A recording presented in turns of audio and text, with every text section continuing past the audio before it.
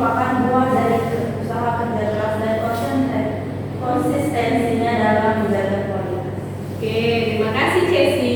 Iya. Selanjutnya, nah siapa yang mau bantu Ibu teks lainnya? Oke, boleh baca. Kesuksesan ini tidak membuat Nadia puas begitu saja. Ia justru semakin termotivasi untuk mengembangkan bisnisnya.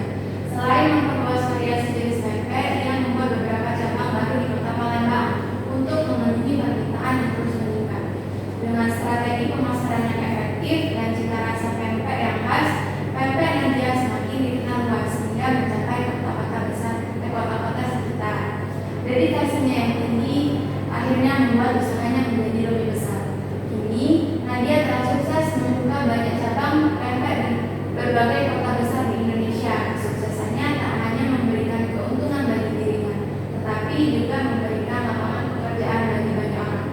Nadia bangga karena pempeknya telah membawa cita rasa khas Palembang ke berbagai penjuru negeri, dan ia berharap bisnis ini bisa menginspirasi banyak wirausahawan muda lainnya untuk berani memulai dan berkembang.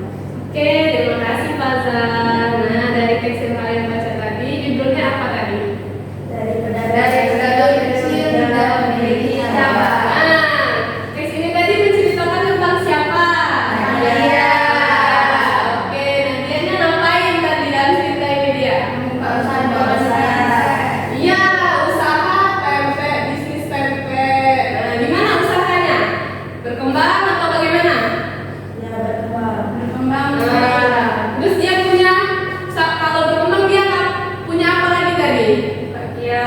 Iya, oke. Kiosnya ada di mana aja? Berbagai wilayah. Ya, ada di kota-kota besar di Indonesia. Ternyata usaha pempeknya sukses. Nah, ia menginspirasi banyak wirausahawan muda. Oke, nah dari cerita yang kalian baca tadi, ternyata kalian juga sudah bisa menceritakan dan mengambil kesimpulan dari cerita yang kalian baca ya. Nah, dari situ kita bisa masuk ke materi kita mengenai apa sih yang dimaksud dengan ide pokok. Ada yang tahu? Ada yang tahu? Belum ada? Oke, kita belajar dulu tentang ide pokok. Nah, jadi di setiap paragraf yang kita baca tadi memiliki ide pokok di dalamnya ternyata. Mari kita pelajari bersama. Yang pertama ada pengertian ide pokok. Yang kedua ada cara menentukannya. Nah, lalu di sini juga ada fungsi ide pokok. Kalian, apa itu ide pokok? Paragraf. Ide pokok paragraf. Ada yang mau membantu ibu membaca? Ibu. Boleh, nah. Ide pokok paragraf. Ide pokok adalah masalah utama yang dibahas dalam suatu paragraf. Ide pokok dapat ditemukan dalam kalimat utama.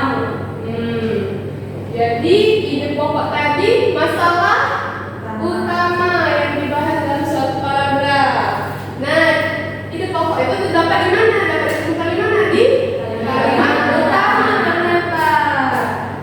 Oke, lanjut.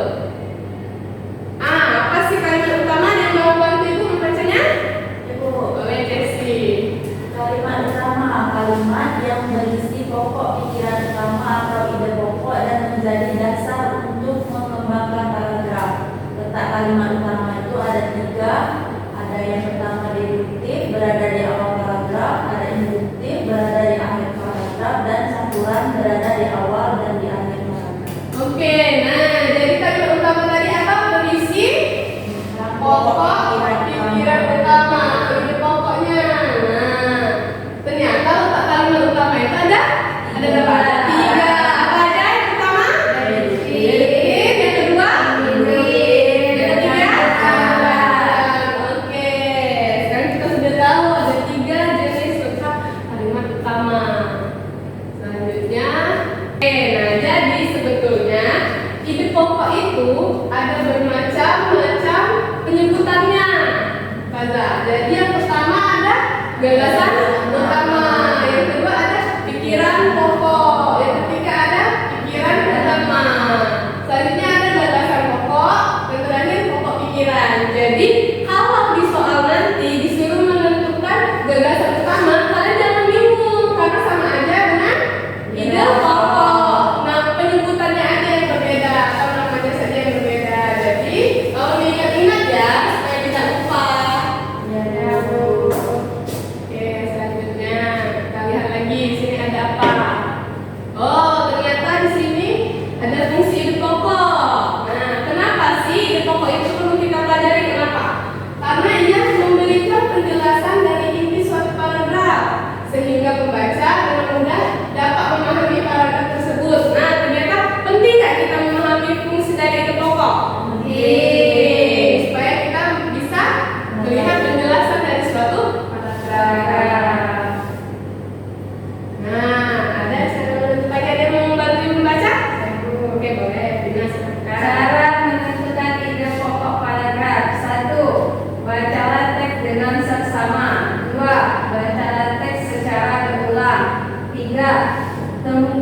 kalimat utama di awal, di akhir, atau pada awal dan akhir.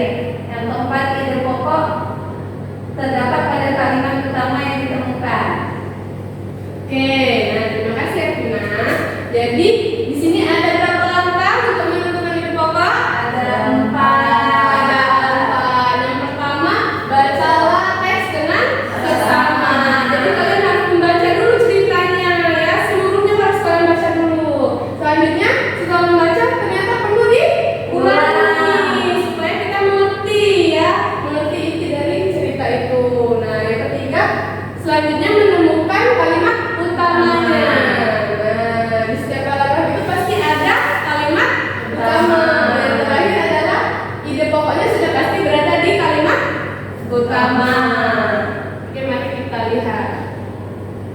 Nah, dari teks yang kita baca mengenai Nadia tadi, ternyata pada paragraf pertamanya terdapat kalimat utamanya. Nah, disitulah terdapat ide pokok. Apa? Ide pokoknya Nadia adalah seorang usahawan muda yang memulai bisnis pempek makanan khas Palembang dari skala kecil. Oke, nah jadi dari kalimat utama ini tadi kita bisa menentukan letak kalimat utamanya di mana? Kalau di sini Awal. Di awal. Apa tadi kalau di awal namanya? Deduktif. Deduktif. Oke, sudah mengerti ya ternyata.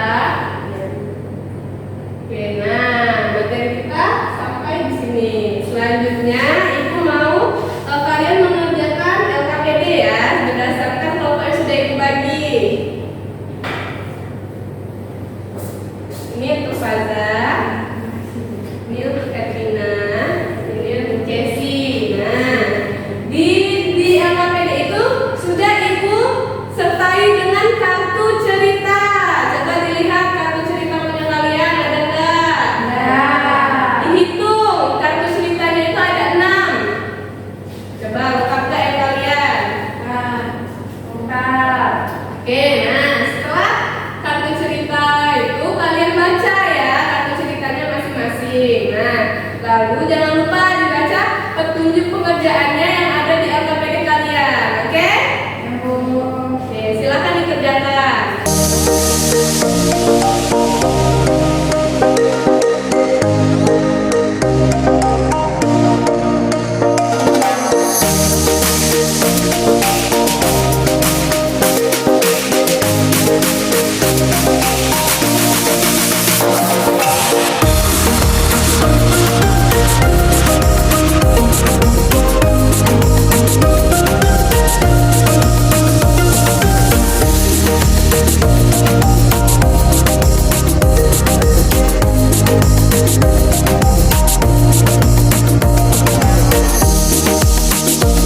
Bagaimana? Apa sudah semua mengerjakan? Oke, kalau sudah kita presentasi dulu ya. Kita mulai dari kelompok Jessie. Silakan kelompok Jessie. Assalamualaikum warahmatullahi wabarakatuh. Waalaikumsalam warahmatullahi wabarakatuh. Saya dari kelompok 1 akan mempresentasikan hasil diskusi kami. Yang pertama, saya akan membacakan paragraf dari KKPD-nya. Paragraf pertama yaitu setiap kali bulan Ramadan tiba, usaha kue basah khas Palembang milik Ibu Arti mulai kebanjiran pesanan.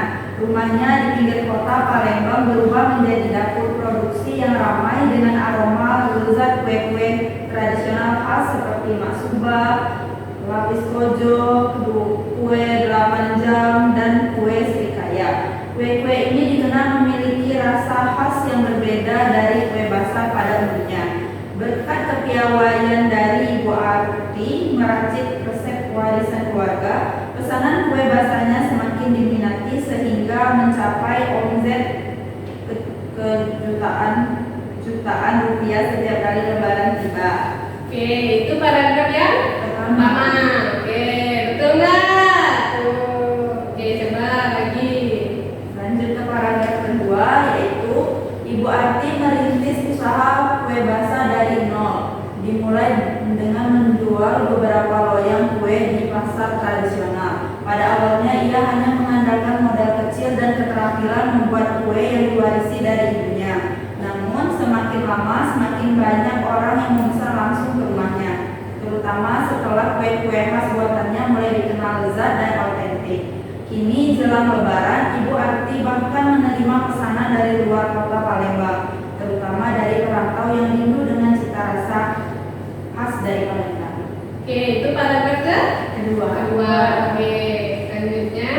Paragraf ketiga, untuk memenuhi pesanan yang meningkat, Bu Arti tak segan-segan mengajak beberapa ibu rumah tangga di lingkungan sekitarnya untuk membantu proses pembuatan kue. Mereka bersama-sama bekerja menyiapkan adonan, mengukus dan membungkus kue-kue dengan penuh semangat.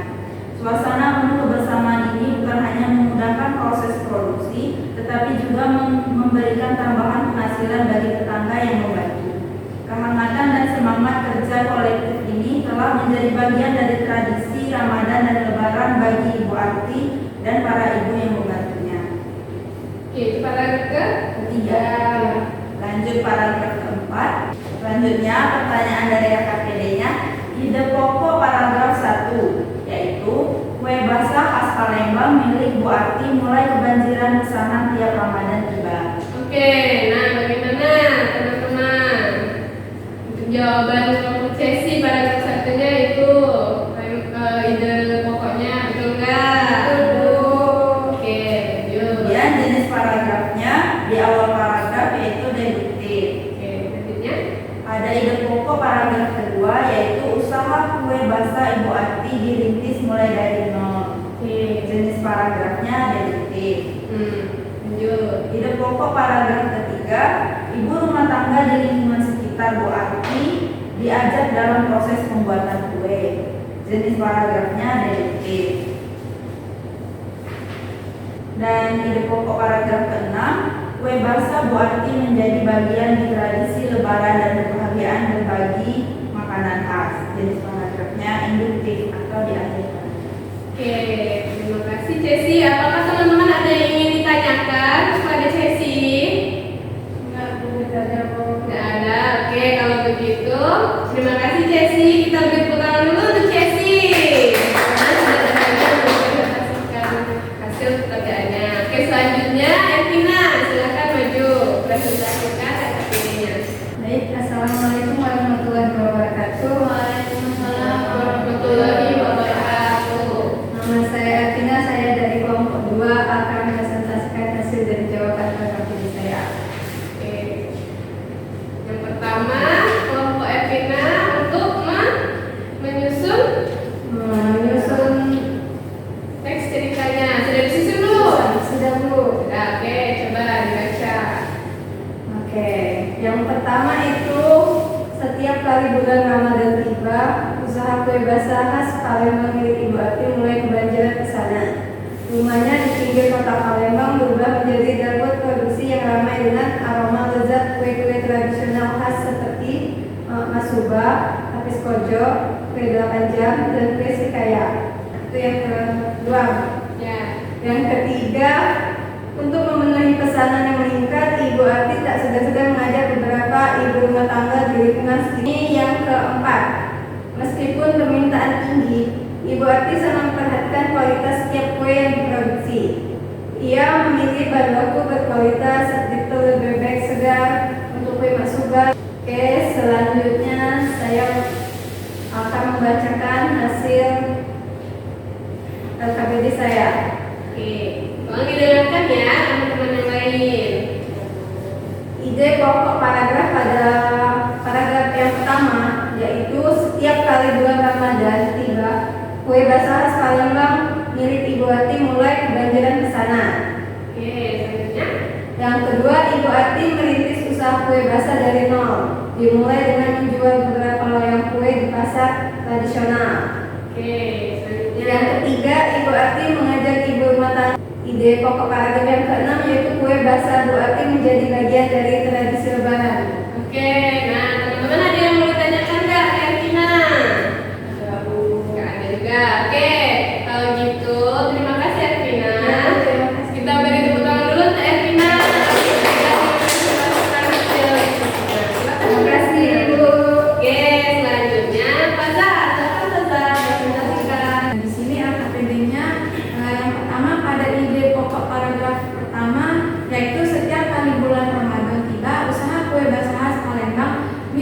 Arti mulai kebanjiran pesanan.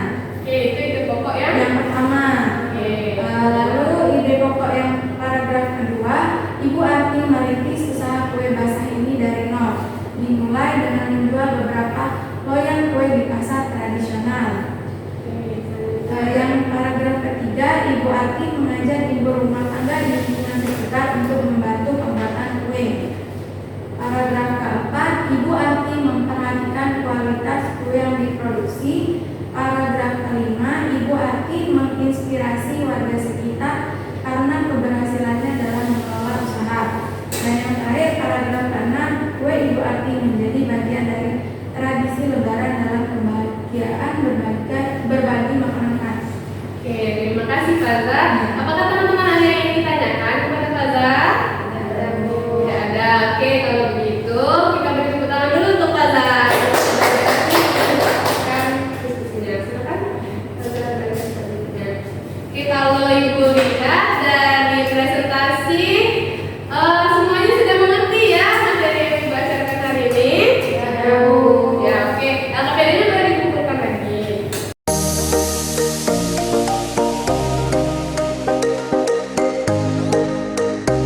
Dari LKPD dan materi yang sudah kita pelajari hari ini, siapa yang tahu apa saja?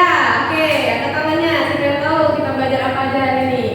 Belajar ide pokok, Bu. Ide pokok. Oke, apa lagi? Belajar apa lagi kita hari ini? Jenis-jenis ide pokok. Jenis-jenis ide pokok. Apa lagi? Nama-nama lain ide pokok, Bu. Ya, oke. Tadi letak kandang utama atau jenis-jenis ide pokok tadi ada berapa? Ada yang tahu? Tiga. Siapa yang bisa menyebutkannya? Deduktif di awal paragraf, induktif dari paragraf, campuran berada Di awal dan akhir. paragraf. Oke, terima kasih. Nah, jadi kita sudah menyimpulkan pelajaran hari ini. Kita belajar tentang ide pokok, fungsinya, dan letaknya ada di mana ya tadi. Nah, bagaimana pelajaran hari ini? Apa lagi? Oke, nah sebelum kita mengakhiri pelajaran hari ini, Ibu ada asesmen yang perlu kalian kerjakan ya. Ini dikerjakannya sendiri-sendiri ya, tidak sekelompok lagi, silahkan. Ya, Bu. Nih. Jangan lupa dibuat nama dan kelasnya. Silahkan dikerjakan sendiri-sendiri ya.